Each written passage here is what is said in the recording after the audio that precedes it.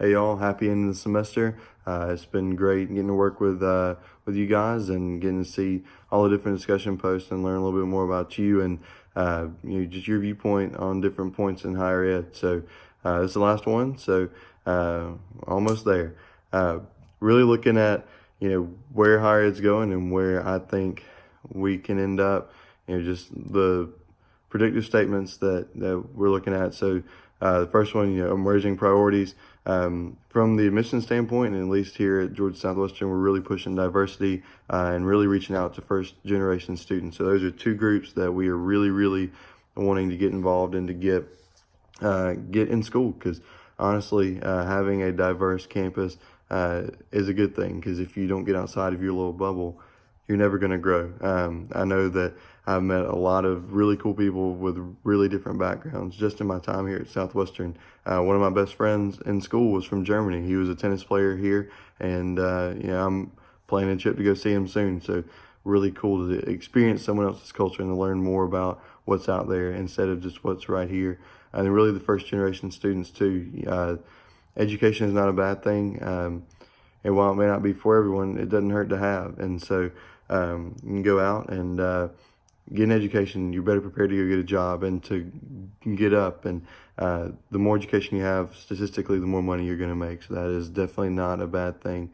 Some future trends I'm seeing, really, I mean, it's pretty evident already, is just we're moving into a more tech-driven world. So you're seeing that more and more in higher ed. So in terms of social media, just platforms you're going to use, like for admissions or CRM.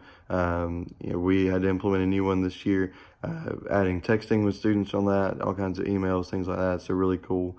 And then online learning more and more, just like what we're doing now. You're seeing more and more distance learning, and so that education is more available than ever. And then social media, I mean, that's how you're reaching students a lot of the times. And it's a great way to spread a message. And also it can kind of hurt too, because if you say something wrong, or if someone associated with you put something out there, that can be bad. So really just moving into a more social media driven world even, and having to focus on that.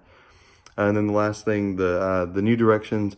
One thing that's really caught my attention working in admissions is dual enrollment. So I remember when I was in high school, we had some people in my class that did dual enrollment, but it really wasn't as popular. And then as the years have gone on, that has gotten more and more popular, and more students are taking more and more classes.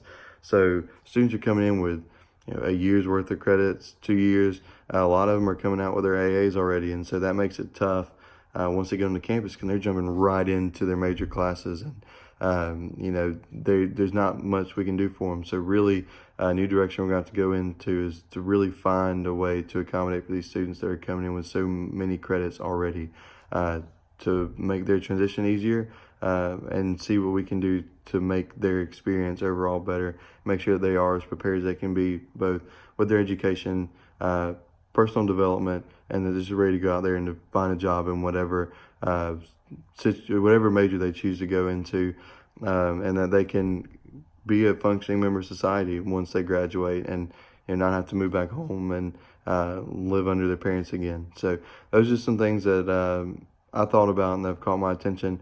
I hope you all have enjoyed the semester, and I hope that you have a great break.